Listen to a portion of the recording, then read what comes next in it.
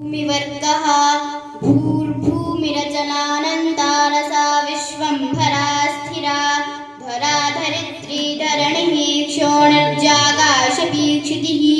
सर्वं सहा वसुमती वसुधोर्वी वसुन्धरा गोत्रागः पृथिवी पृथ्वीक्ष्मावनन्मेदिनी मही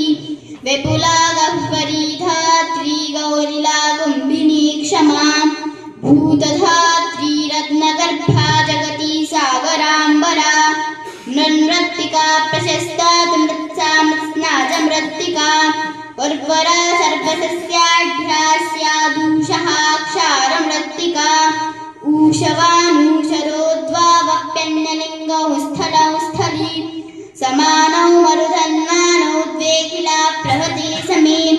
त्रिष्वथो जगति लोको विष्टपं भुवनं जगत् लोकोऽयं भारतं वर्षं शरावत्यास्तु योवधेः देशः प्राग् दक्षिणः प्राच्य उदीच्य पश्चिमोत्तरः प्रत्यन्तोम्लेच्छदेशस्यान्मध्यदेशस्तु मध्यमः आर्यावर्तः पुण्यभूमिर्मध्यौ विन्ध्यहिमालयोः निवृज्जनपदो देशविषयौ तु उपवर्तनम्